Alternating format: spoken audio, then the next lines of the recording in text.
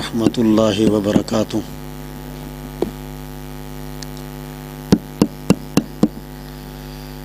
ان الحمد للہ نحمده ونستعینه ونستغفره ونعوذ باللہ من شرور انفسنا ومن سیئات اعمالنا من يهده اللہ فلا مضل له ومن يضلل فلا هادی له۔ اشهد ان لا الہ الا اللہ وحدہ لا شریک له واشهد ان محمدا عبده ورسوله۔ اللهم صل على محمد وعلى آل محمد وبارك وسلم وصل عليه۔ اعوذ باللہ من الشیطان الرجیم، بسم اللہ الرحمن الرحیم۔ یؤتی الحکمة من یشاء ومن یؤت الحکمة فقد اوتی خیرا کثیرا۔ اس کانفرنس سے بڑے بڑے علماء خطاب فرمانے والے ہیں۔ میں طالب علم چند منٹوں کے لیے آپ کے سامنے آیا ہوں۔ انشاءاللہ اس کے بعد اذان ہوگی، اذان کے بعد جماعت ہوگی، نماز کے بعد انشاءاللہ آپ سے نماز کے کچھ ہی دیر بعد دوسری نشست کے اندر ہم کلام ہوں گے۔ مقرر دل پذیر حضرت مولانا قاری محمد یاسین حیدر صاحب حافظہ اللہ تعالی۔ بس چند باتیں آپ سے میں کرتا ہوں۔ ایک صحابی رسول مدینہ سے چلے اور دمشق جا کے پہنچے۔ ایک مہینے کا طویل سفر کیا۔ جب دمشق کی جامع مسجد کے اندر پہنچے تو وہاں پر ایک صحابی رسول ابو الدرداء رضی اللہ عنہ موجود تھے۔ انہوں نے پوچھا کہ ما اقدامک یا اخی، بھائی جان آپ کس لیے آئے ہیں؟ اس صحابی رسول نے جواب دیا کہ لحدیث بلغنی انک تحدثہ عن رسول اللہ، کہ میں آپ سے اتنا طویل سفر کر کے ایک ماہ کا آپ سے ایک حدیث سننے کے لیے آیا ہوں جو آپ اللہ کے نبی سے بیان کرتے ہیں۔ اتنا طویل سفر کرنے کا مقصد ایک حدیث کا علم ہے، ایک حدیث کا فہم ہے، وہ آپ سے لینے کے لیے آیا ہوں میں۔ تو سیدنا ابو الدرداء رضی اللہ عنہ نے پوچھا، کہا کہ اما قدمت لحاجت، کسی اور کام سے تو نہیں آئے؟ کہا کہ نہیں۔ کہا کہ اما قدمت لتجارت، تجارت کی غرض سے تو نہیں آئے؟ کہا کہ نہیں، صرف آپ سے ایک حدیث کا علم حاصل کرنے کے لیے آیا ہوں۔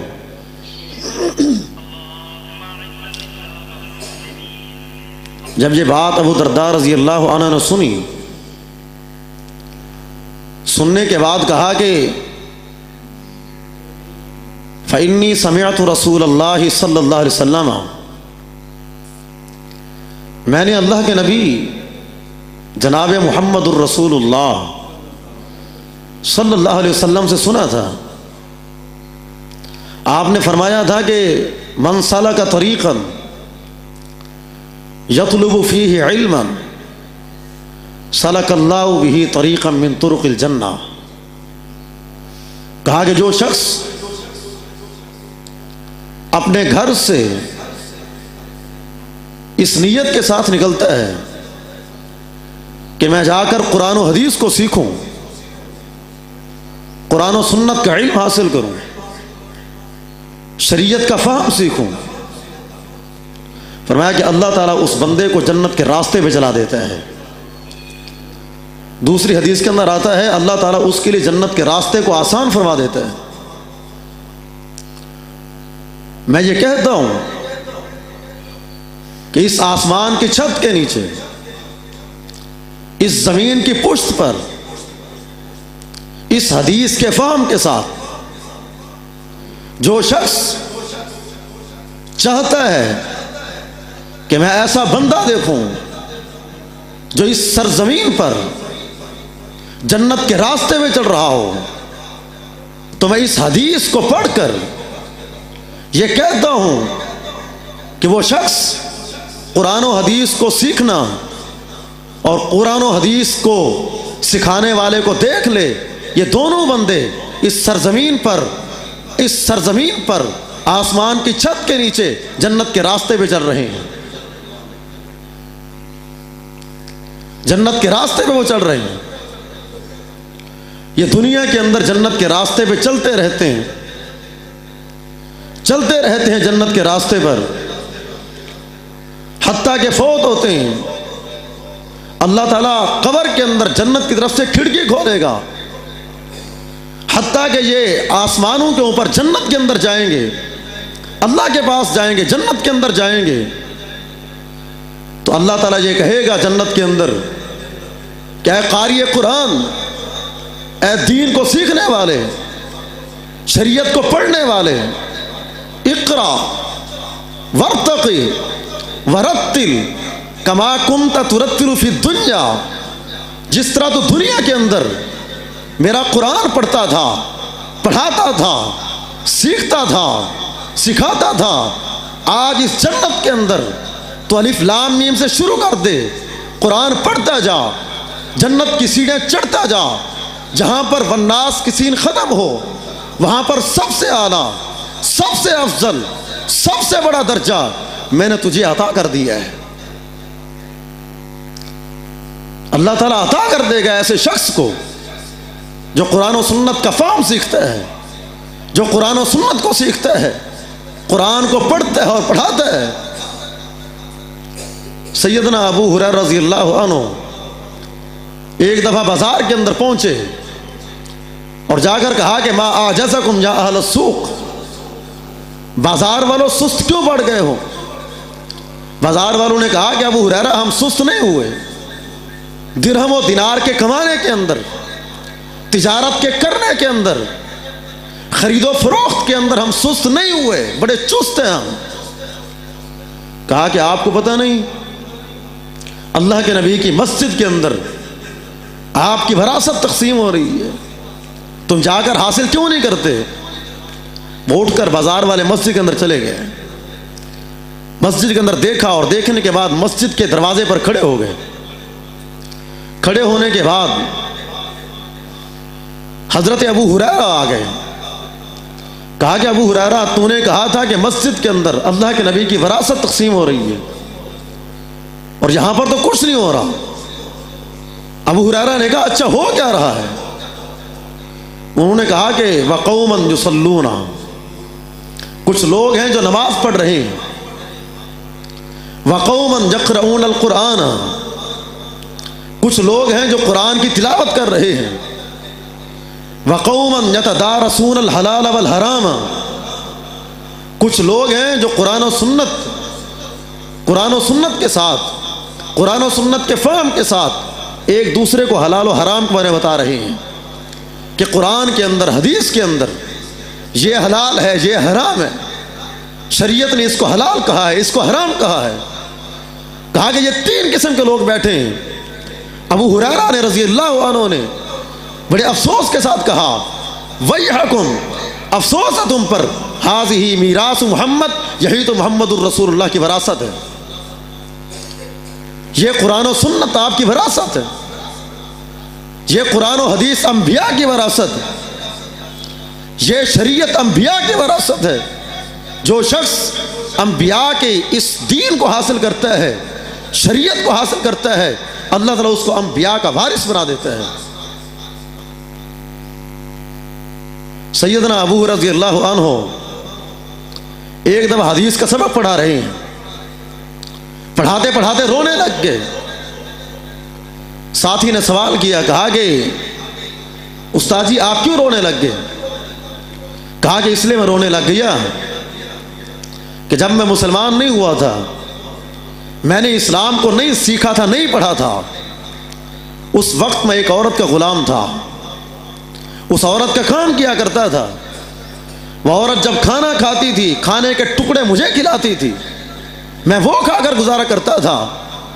لیکن جب میں نے اسلام کو پڑھا، اسلام کو سیکھا، کلمہ پڑھنے کی توفیق ملی، اللہ کے نبی کے ساتھ چمٹا رہا، آج الحمدللہ الذی جعل الدین قواما وجعل ابا ہریرہ اماما، آج اس رب کا شکر ہے جس نے اسلام لانے کی توفیق دی، اور آج مجھ ابو ہریرہ کو اللہ نے یہ عزت دی ہے، آپ سب لوگوں کا اللہ نے مجھے امام بنا دیا ہے۔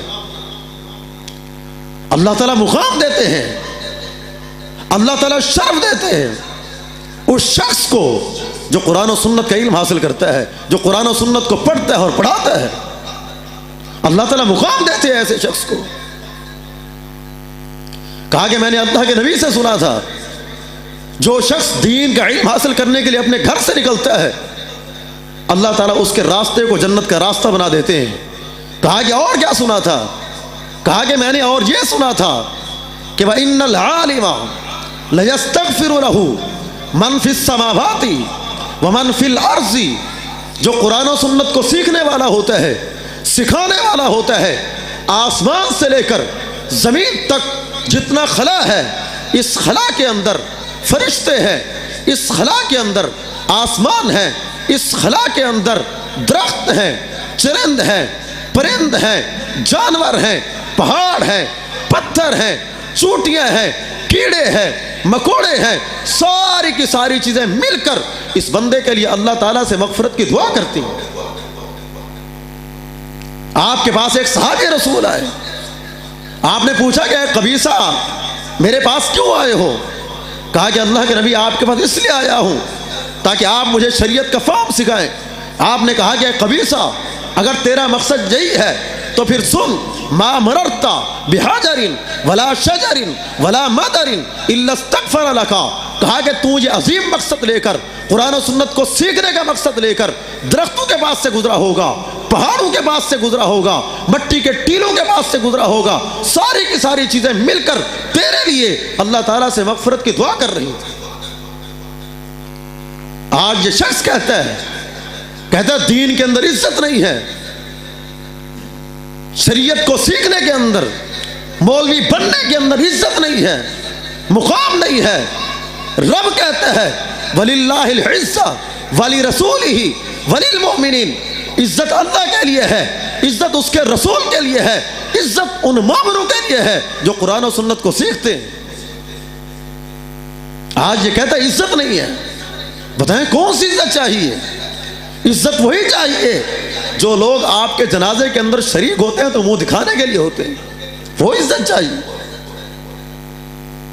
حتیٰ کہ اللہ کے نبی سے انہوں نے کہا میں نے یہ بھی سنا تھا حتی الحیتان فی جوف الماء، حتیٰ کہ ان سمندروں کے اندر رہنے والی مچھلیاں، ان دریاؤں کے اندر بسنے والی مچھلیاں، یہ بھی اللہ تعالیٰ سے اس بندے کے لیے مغفرت کی دعا کرتی ہیں۔ جو شخص قرآن و سنت کا علم حاصل کرتا ہے، جو شخص قرآن و سنت کو سیکھتا ہے، ساری کی ساری چیزیں مل کر اس بندے کے لیے اللہ تعالیٰ سے معافیاں مانگتی رہتی۔ بتائیں یہ عزت نہیں ہے تو کیا ہے؟ یہ شرف نہیں ہے تو کیا ہے؟ یہ مقام نہیں ہے تو کیا ہے؟ اللہ تعالیٰ عزت دیتا ہے قرآن و سنت سیکھنے والوں کو۔ کہا کہ میں نے یہ بھی سنا تھا، اللہ کے نبی نے کہا تھا جس طرح آسمان کے اوپر ستارے ہیں، ستاروں کے جھرمٹ کے اندر چاند ہے، ستاروں کے جھرمٹ کے اندر چاند خوبصورت لگتا ہے، فرمایا کہ اس طرح اس سرزمین کے اوپر علماء بھی خوبصورت لگتے ہیں۔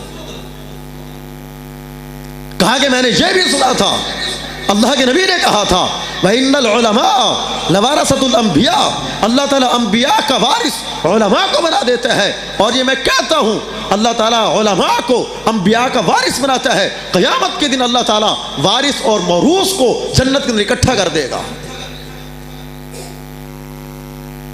آج کہتے ہیں عزت نہیں ہے دین کے سیکھنے کے اندر، اور عزت ہے کس کے اندر؟ اللہ تعالیٰ کہتا ہے میں نے پیدا تمہیں کیا اسی لیے ہے کہ تم جاؤ اس دنیا کے اندر رب کے قرآن کو سیکھو، رب کی شریعت کو سیکھو، سیکھنے کے بعد سکھاؤ، عبادت کرو۔ تمہارا مقصد یہی ہے، تمہارا مقصد کمانا نہیں ہے، تمہارا مقصد صرف اور صرف تجارت نہیں ہے، تمہارا مقصد صرف اور صرف درہم و دینار کمانا نہیں ہے، تمہارا اصل مقصد دین ہے۔ اسی دین کی وجہ سے اللہ تعالیٰ تمہیں عزت دے گا۔ اور میں یہ کہتا ہوں، آخری میری باتیں، جو شخص چاہتا ہے کہ میں اپنی اولاد کے ساتھ وفا کروں، آج کل یہ کہتے ہیں کہ سب سے بڑا وفادار اولاد کا باپ ہوتا ہے۔ میں یہ کہتا ہوں، جو باپ اپنی اولاد کو دین نہیں سکھاتا، ان کا مستقبل آخرت نہیں بناتا۔ دنیا مستقبل نہیں، مستقبل مستقل ہے، جہاں پر مستقل زندگی ہو۔ دنیا کے اندر مستقل زندگی نہیں ہے، یہ مستقبل نہیں ہے۔ جو شخص اپنی اولاد کا مستقبل آخرت اچھا نہیں بناتا، ان کو دین نہیں پڑھاتا، وہ ایک ذرے کے برابر اپنی اولاد کا وفادار نہیں ہے۔ کس نے کہا وفادار ہے اپنی اولاد کا؟ اگر یہ اپنی اولاد کو وفادار ہوتا، اپنی اولاد کو دین سکھاتا، تاکہ ان کی دنیا بن جاتی، ان کی آخرت جنت بن جاتی۔ نبی علیہ الصلوۃ والسلام کا فرمان ہے، اذا مات ابن آدم انقطع عنہ عملہ الا من ثلاث۔ کہا کہ اللہ تعالیٰ جب یہ ابن آدم کا بیٹا فوت ہوتا ہے، اس کو 3 اعمال کا ثواب ملتا رہتا ہے۔ اس حدیث کے اندر 3 عمل آئے۔ سب سے پہلا عمل، او علم ينتفع به، اس نے اپنی زندگی کے اندر قرآن و سنت کو سیکھا تھا، سکھاتا رہا تھا، یہ مر گیا ہے، شاگردوں کے شاگرد بنتے جا رہے ہیں، وہ چین چلتی جا رہی ہے، اس کو قبر کے اندر ثواب ملتا جا رہا ہے۔ میں یہ کہتا ہوں، اگر اس نے اپنے اولاد کو دین نہیں پڑھایا، یہ اولاد کا وفادار دور کی بات ہے، اپنا وفادار نہیں ہے یہ۔ او والد صالح یدعو لہ، اپنے اولاد کو اس نے دین پڑھایا، دین کے مطابق تربیت کی، شریعت پڑھائی، قرآن و حدیث سکھایا، اور یہ مر گیا ہے۔ اس کے مرنے کے بعد اس کے اولاد قرآن و حدیث کو سیکھتی جا رہی ہے، سکھاتی جا رہی ہے، یہ چین چلتی جا رہی ہے، اور قبر کے اندر اس بندے کو ثواب ملتا جا رہا ہے۔ اب جو شخص چاہتا ہے ہم اپنی اولاد کے ساتھ وفا کریں، اپنے آپ کے ساتھ وفا کریں، وہ قرآن و حدیث کو سیکھے اور سکھائے، تاکہ اس کی دنیا بن سکے، ان کی آخرت بن سکے۔ میری آپ کو دعوت یہ ہے، یہ ادارہ ہے، اس ادارے کے اندر بچے پڑھتے ہیں، اپنے بچوں کو یہاں پر داخل کروائیں، تاکہ آپ کی آخرت بن سکے، ان بچوں کی آخرت بن سکے۔ اللہ تعالیٰ سے دعا ہے کہ اللہ تعالیٰ ہمیں ان باتوں پر عمل کرنے کی توفیق عطا فرمائے۔ وما علینا الا البلاغ۔